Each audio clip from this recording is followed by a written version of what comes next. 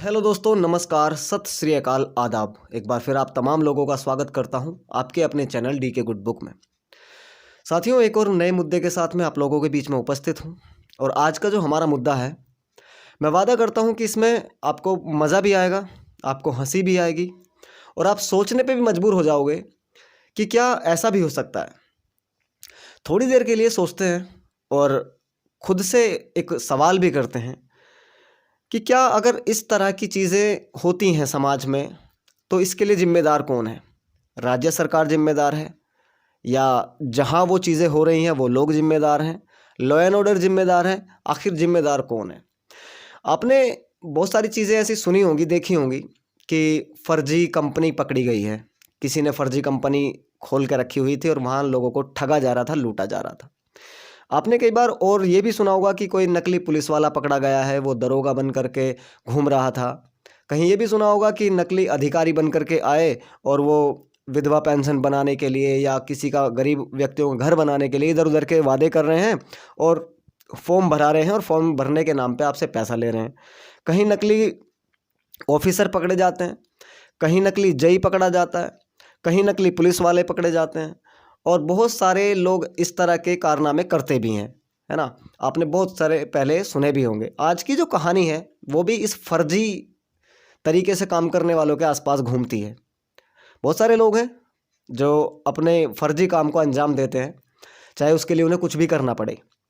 एक ऐसा ही मामला सामने आया था, हालांकि मामला पुराना है और मामला बिहार से है, बिहार के बांका जिले से। वहाँ पर कोई छोटी मोटी चीज़ नहीं पकड़ी जाती कि कोई फर्जी तरीके से कुछ छोटा मोटा काम कर रहा है वो पकड़ा जाए, तो ऐसा कुछ नहीं है। वहाँ पूरा का पूरा थाना नकली था, फर्जी था।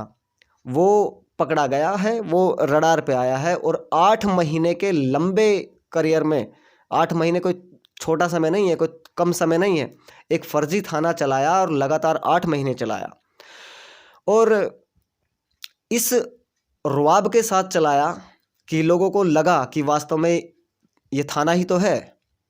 कोई सोच भी नहीं पाया, कोई समझ भी नहीं पाया कि क्या ये नकली थाना हो सकता है। लोग उनके पास जाते थे अपनी फरियाद लेकर के, वो लोगों की फरियाद सुनते थे और उसी रुआब के साथ उन्हें उस फरियाद को सुलटाने का, ख़त्म करने का, उनकी प्रॉब्लम को समाप्त करने का वादा भी करते थे और इस एवज में वो लोगों से पैसे भी लूटते थे। इस थाने में सब थे।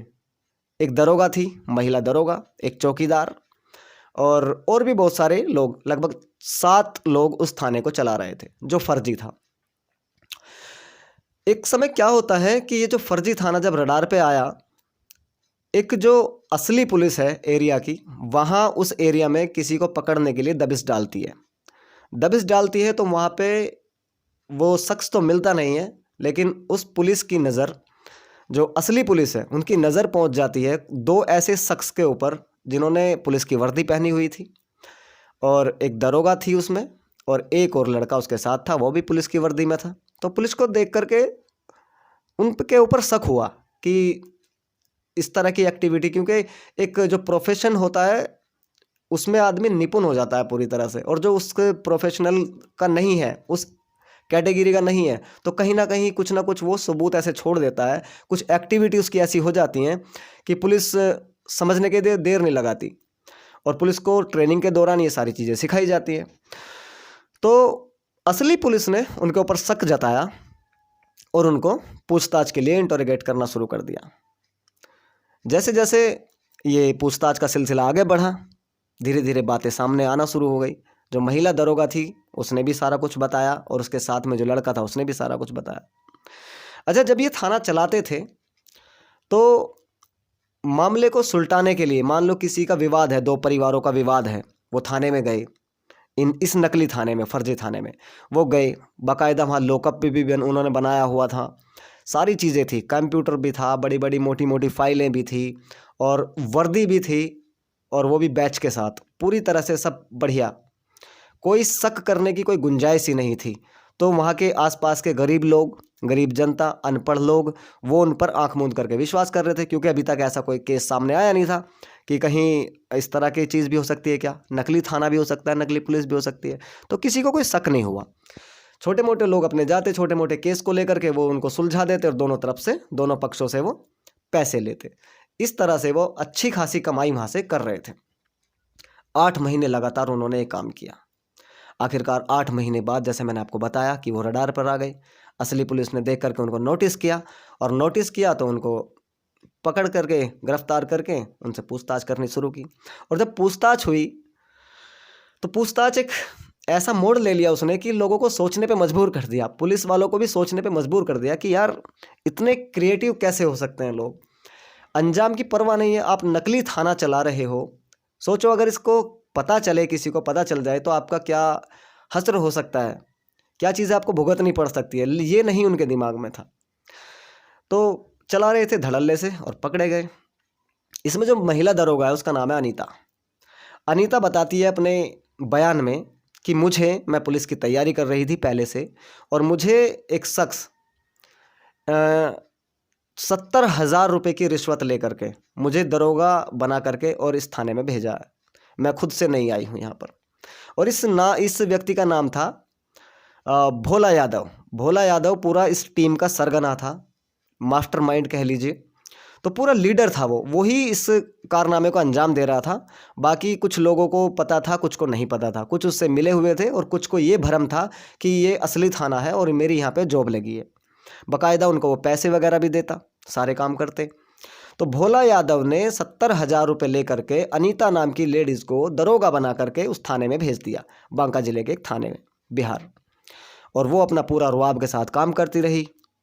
सब कुछ वही जो एक पुलिस वाले में होता है, अकड़ दिखाना, लोगों की प्रॉब्लम को सुनना, ख़त्म करना, राउंड लगाना, और फैंटम पे जा कर के लोगों के गांव में जा कर के उनको सिक्योरिटी भी देना। सारे काम वो वही कर रहे थे जो हमारी ओरिजिनल पुलिस करती है।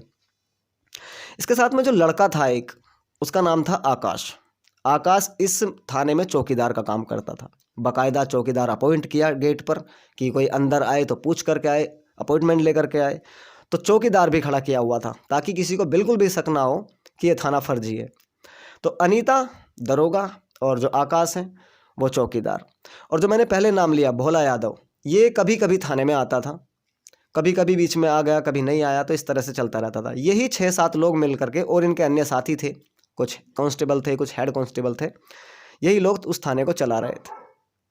ये सारा बयान रिकॉर्ड किया गया असली पुलिस के द्वारा। आकाश ने भी बताया कि मुझे भी इसी तरह से यहाँ पे लाया गया था, मुझे भी नहीं पता था कि क्या हो रहा है। मैं भी असली थाना मान करके काम कर रहा था, क्योंकि वो सारी चीज़ें हमको दिख रही थी, मिल रही थी, प्रोवाइड भी हो रही थी कि ये असली थाना है। वो सारे काम किए जा रहे थे जो असली थाने में असली पुलिस करती है। लॉकअप भी बनाया हुआ, तो लोगों को अरेस्ट भी किया जाता था, लॉकअप में भी रखा जाता था, सारे काम होते थे। तो कभी किसी को शक नहीं हुआ। साथियों, जब इस तरह की कुछ चीज़ें सामने आती हैं तो हम सोचने में मजबूर हो जाते हैं कि आखिर क्या वहाँ की उस एरिया की पुलिस, जो दूसरी पुलिस है, उन्होंने कभी उनसे संपर्क करने की कोशिश नहीं की। हालांकि जो कंट्रोल रूम से जो भी इंफॉर्मेशन आती होगी तो वो असली पुलिस के पास आती होगी, या और भी आसपास बहुत सारे थाने होते हैं, उन्होंने भी कोई कभी इस बारे में छानबीन करने की कोशिश नहीं करी, उचित नहीं समझा, या कोई और बात हो सकती है। तो यहाँ पर बहुत सारे लोगों पे सवाल उठते हैं जैसे लॉ एंड ऑर्डर के ऊपर भी सवाल उठते हैं कि कोई ऐसे फर्जी थाना बना करके कैसे 8 महीने तक चला सकता है, कैसे लोगों को लूट सकता है, गुमराह कर सकता है। लोग अपनी फरियाद लेकर के जा रहे हैं उनके पास, वो उनसे पैसे ठग रहे हैं, किसी के नज़रों में नहीं आया 8 महीने तक। यहाँ जो लोकल पुलिस है उस पर भी सवाल उठता है, वो भी रडार पे आती है, उनसे भी हक बनता है पूछने का कि आपके एरिया में एक थाना खुलता है नकली, और आप लोगों को भनक तक नहीं लगती। आपकी नाक के नीचे वो काम हो रहा है जो नहीं होना था, लेकिन फिर भी वो चलता है 8 महीने तक, और लोगों से पैसे वसूलते हैं वो लोग, लेकिन आपको कुछ पता नहीं होता। तो ऐसे कैसे ड्यूटी कर रहे हो, ऐसा क्या होता है।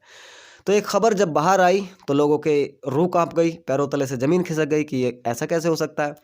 और जो लोग उनके कब्जे में आ चुके थे, जिनके केस उनके पास आ चुके थे, वो भी हैरान थे कि ये हमारा केस लोकल पुलिस ने हैंड ओवर किया, और लोकल पुलिस हमारा काम कर रही थी, हमारे पास लोकल थाना चल रहा था, फर्जी थाना चल रहा था एक तरह से, और हम इन लोगों की बातों में आ रहे थे, हम इनको ही असली समझ रहे थे। उन लोगों को भी बड़ा दुख हुआ। साथियों, यहाँ पे सोचने वाली बात यह है कि हमारा जो सिस्टम है, राज्य सरकार या केंद्र सरकार, यहाँ तक कि हम भी जो ग्रामीण क्षेत्र में रहने वाले लोग, एरिया के हिसाब से कहीं एजुकेशन कम होती है, कहीं एजुकेशन ठीक ठाक होती है, लेकिन इतना जल्दी विश्वास करना ये भी हमारे लिए सही नहीं है। और हम आम आदमी करेगा भी क्या? मान लीजिएगा हम आपके आसपास या हमारे आसपास कोई थाना या कुछ चौकी खुले, तो हम क्या समझेंगे कि ठीक है, पुलिस वालों ने ही खोला है अपना दूसरा चौकी या थाना, तो हमें तो कोई आईडी कार्ड देखने की किसी की ज़रूरत नहीं है। हम ये भी नहीं कहेंगे कि अगर कोई पुलिस वाला हमसे पूछताछ कर रहा है कि जी हम तो आपको बाद में बताएंगे, पहले अपना आईडी प्रूफ दीजिए, ऐसा तो कोई पूछता नहीं है। तो उस जगह पर इसी तरह से उन अनपढ़ कह लीजिएगा, अनपढ़ लोग हैं, कम पढ़े लिखे हैं, समझदार इतने नहीं, एक्टिव नहीं है, तो उनके बीच में ये काम चल रहा था। उन सीधे साधे लोगों को फंसाने के लिए, लूटने के लिए उन्होंने ये काम कर रखा था। सो बात की अगर एक बात कही जाए तो वो ये होगी कि साथियों, होने को तो कुछ भी हो सकता है, ये भारत है।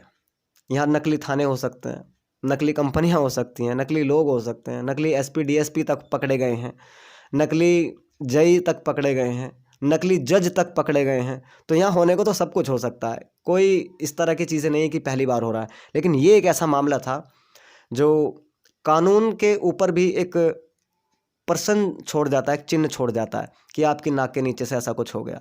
एक गेस्ट हाउस को किराए पर लिया जाता है, अनुराग गेस्ट हाउस उसका नाम है, उसको किराए पर लिया जाता है और थाना चलाया जाता है फर्जी, लोगों को पता नहीं चलता। कानून की नाक के नीचे काम होते रहता है, लेकिन किसी को भी कोई पता नहीं चलता। 8 महीने बाद पता चलता है, तब तक इन्होंने अपना अच्छा खासा सब कुछ कर लिया था। तो ये पता चला हालांकि, लेकिन लेट चला। इस तरह की चीज़ें अगर पहले से पता लग जाती तो जल्दी इसको कवर कर लिया जाता, और जो लोग इनके चंगुल में फंसे हैं वो शायद बच जाते, उनके कुछ पैसे बच जाते। उनको भी ऐसा लग रहा था कि हम पैसे तो असली पुलिस को ही दे रहे हैं, हमारा केस सॉल्व हो जाएगा, लेकिन वो लोग भी उनके झांसे में ना आते और वो बच जाते अगर इस केस पे पहले ध्यान दिया जाता तो। जितने भी थाने हैं उन सब में समय समय पर जो बड़े आला अधिकारी हैं वो उस पर रेड मारते रहते हैं, देखते रहते हैं, छानबीन करते रहते हैं, रिकॉर्ड्स चेक करना और जो जीडी का फाइल होता है उसको देखना कि क्या चल रहा है, कैसे केस का, किस में मुकदमा दर्ज है, क्या लोगों के पास केसेस हैं, इन ये एरिया कैसा चल रहा है, लोगों से पूछते हैं। थाने में भी होती है इस तरह की छानबीन, लेकिन उस थाने पे ना तो शायद 8 महीने से कोई अधिकारी गया था औचक निरीक्षण करने, और ना ही लोकल पुलिस ने कोई सुध ली होगी, तो वो 8 महीने तक चलता रहा, फलता रहा, फूलता रहा, सारी चीज़ें होती रही। तो ऐसी चीज़ों को नज़रअंदाज नहीं किया जा सकता, ये बहुत बड़ी बात है अपने आप में।